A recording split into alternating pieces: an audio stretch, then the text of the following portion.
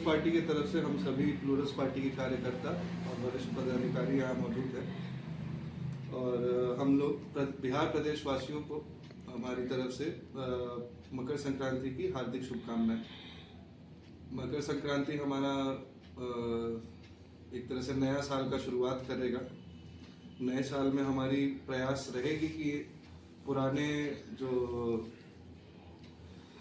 System से जो parties चल रही हैं और जिस तरीके से यहाँ चुनाव कराई जा रही हैं और चुनाव के समय में जो माहौल एक जो अराजकता के फैलाने वाले पार्टी करती है उसको बिहार की जनता नकारेगी और हम जैसे साफ स्वच्छ राजनीति करने वाले लोगों को एक मौका देगी कि हम बिहार को उसकी सही दिशा में, उसको प्रगति की दिशा में लेके जा सकें। दही चूड़ा पर बिहार की राजनीति पर फिर से गर्मा गई है। अटकलें काफ़ी तेज हो गई है कि नीतीश कुमार फिर से पलटी मार के राजद का दामन थामेंगे। हमें उन लोगों से कोई लेना देना नहीं है। कोई किसी के साथ जाए, कोई किसी के साथ आए।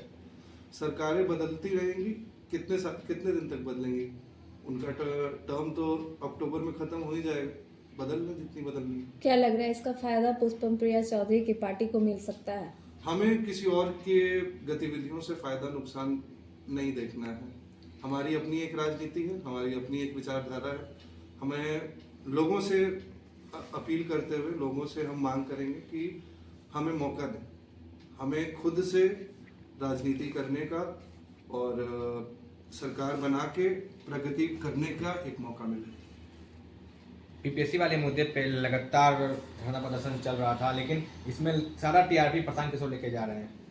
बीपीएससी वाले जो इशू था उस पर हमारी पार्टी नेता पुष्पम प्रिया चौधरी जी ने नेता प्रतिपक्ष तेजस्वी जी को भी चिट्ठी लिखी, मुख्यमंत्री जी को भी चिट्ठी लिखी। ये सारी चीज़ें हुई थी इनके गांधी मैदान के जो भ्रमित करके उधर लेके गए।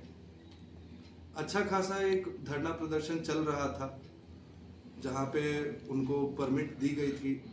वहाँ पे जो असली प्रदर्शन चल रहा था, जो असली लोग धरना पे बैठे हुए थे, जिनकी सही में ज़रूरत थी, कि जिनकी असलियत में मांग थी, उनको उनके इस मूवमेंट को कुछ एक दो लोगों ने अपना पॉलिटिकल गेन के लिए पूरा मूवमेंट बर्बाद कर दिया। जो एक प्रेशर क्रिएट हो रहा था बीपीएससी और एज एन ऑर्गेनाइजेशन के ऊपर, कि वो दबाव महसूस कर रहे थे। जब शुरू में आंदोलन शुरू हुआ था, जब गर्दनी बाग में छात्र बैठे हुए थे, तो एक महसूस हो रहा था कि ये बीपीएससी के ऊपर एक प्रेशर बन रहा है। छात्रों की जो मांग है वो सही मांग है, लेकिन दो नेता आपस में एक महीना पहले बैठ के, अब दोनों एक महीना पहले साथ बैठे थे।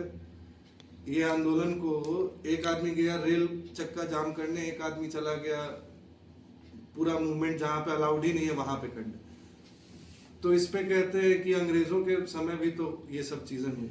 अंग्रेजों का समय है, दूसरा आके शासन कर रहा है क्या? यहाँ पे लोकतंत्र है, संवाद का एक तरीका है। इस लोकतंत्र में हमको मेरी आवाज रखने की एक फ्रीडम दी हुई है, हम वो रख सकते हैं और हमने वो रखा।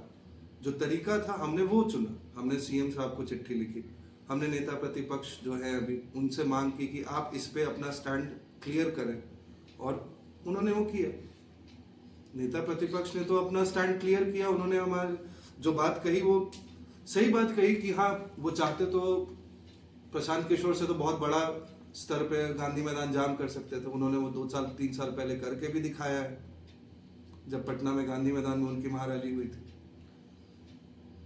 प्रशांत किशोर जी का एक अंग्रेजी में एक टर्म होता है फेटिश। वो एक फेटिश है कि उनको गांधी मैदान भर के एक बार अपने आप को नेता की तरह दिखाना है। जब वो स्थापना करने जा रहे थे, जो स्थापित पार्टी थी दिल्ली के एड्रेस पे 6 महीना पहले से, उसको वो स्थापना किए महात्मा गांधी जयंती पे सिर्फ दिखावा के लिए। यानी वो जो founding members 100 voter ID card दिए गए वो जाली थे। जब आप इस्टेब्लिश कर रहे 2 अक्टूबर को, तो लोकसभा चुनाव के समय में आपने इलेक्शन कमीशन ऑफ इंडिया को कौन से 100 मेंबर्स की लिस्ट दी थी? कौन थे वो मेंबर्स? तो इनका सिर्फ सपना है। ये इस्टेब्लिश भी जब करने जा रहे थे तो कहे थे कि हम गांधी मैदान जाएंगे, गांधी मैदान नहीं जा पाए। तो यहाँ पे वेटनरी ग्राउंड मिला, वो भी क्या ही भरे। आधा कुर्सी खाली रह गया था। हाँ, तो वही है, उनका एक सपना है, उनका एक महत्वाकांक्षा है कि एक बार हम गांधी मैदान भर देंगे अपने इस बार आंदोलन में एक खास देखने को मिला कि 25 लाख का वैनिटी वैन को भी गांधी मैदान में लगाया गया था, जिसमें प्रशांत किशोर सिर्फ इंडिविजुअल जाते थे। अब वो देखिए, वो कंफर्टेबल आदमी है, उनकी कहनी, उनकी कथनी और करनी में बहुत फर्क है। उन्होंने स्वच्छ राजनीति की भी बात कही हमसे चुरा के, और उसके बाद फिर 4 सीटों पे उपचुनाव लड़े, 3 पे उन्होंने क्रिमिनल्स को सीट दिया। Criminal as an accused of crime, उन पे आरोप है अभी, लेकिन दिया तो। लेकिन छात्रों के बीच में वो सोए भी थे, रात भर कंबल में है, गांधी मैदान में कंबल सोए भी बांटने थे। का धमकी भी दिए थे कि हमसे कंबल लेके कुछ बोलेगा। ये सब तरीका का भाषा क्या किसी के साथ बात कर नहीं बोल रहे, हम उसको बोल रहे क्योंकि उसको ही नहीं है तमीज, तो उससे क्या तमीज, उसका नाम क्या तमीज से लिया जाए। कहते हैं जो दिखता है वो बिकता है, तो पुष्पम प्रिया चौधरी दिखी नहीं तो लोग जैसे मैम, कैसे जानेंगे। कहा ये भी जाता है कि आंखों देखा कई बार सच नहीं होता। नहीं होता है कि आप अगर फील्ड में नहीं निकलेंगे, अगर सामने लोगों के, जनता के, चाहे वो छात्र ही क्यों ना हो, क्योंकि जो भी राजनीति होती है वो छात्र राजनीति से ही शुरू होती है।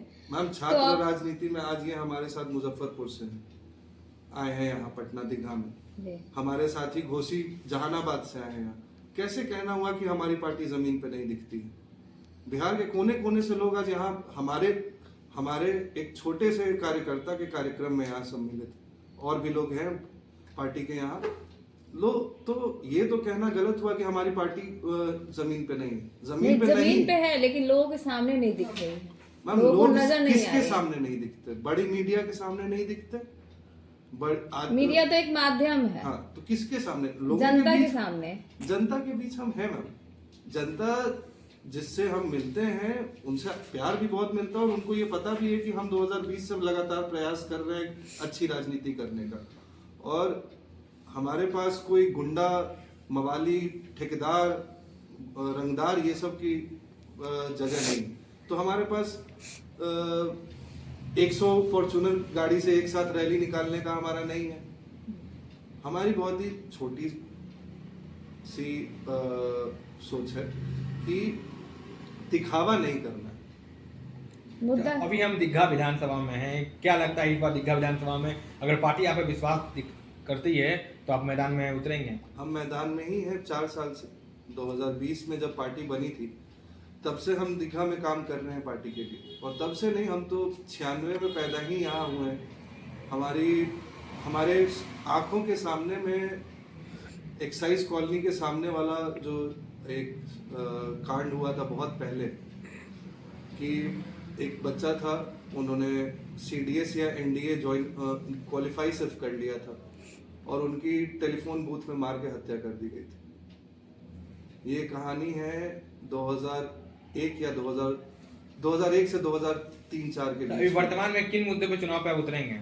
यही मुद्दे रहेंगे कि हमारे यहाँ से जितने भी अपराधी मानसिकता के लोग हैं, ये जो मानसिकता यहाँ बढ़ती जा रही है कि हम अवैध शराब बेच लेंगे या कोई भी गैर कानूनी काम कर लेंगे, बच जाएंगे।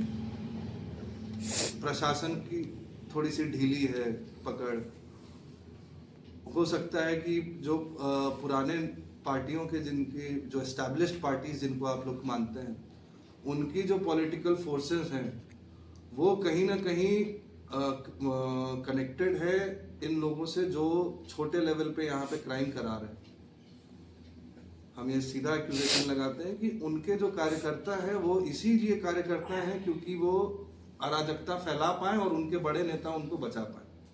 हम उस चीज पे नहीं चलते। दीघा विधानसभा में मुकाबला काफी कांटे का होगा, क्योंकि लगातार यहाँ से बीजेपी अपनी सीटें लेके गई है।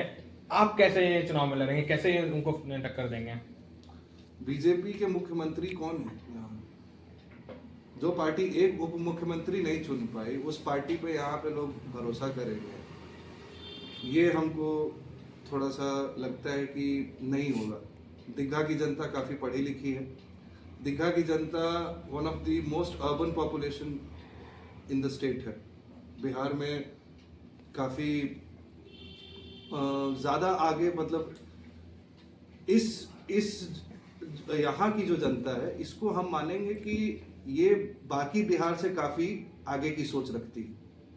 ये आगे मुख्यमंत्री कौन होंगे, यहाँ की राजनीति कैसी होगी।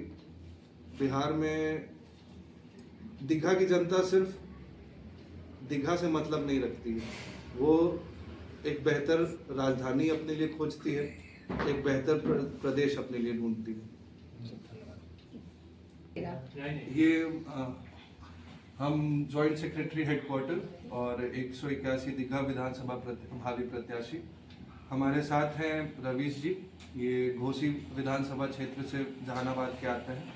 हमारे साथ हमारे छात्र संघ के मुजफ्फरपुर से आए हैं, और आदर्श जी हमारे मेंबरशिप जॉइंट सेक्रेटरी हुए, और विश्राम हैं हमारे पार्टी के कार्यकर्ता।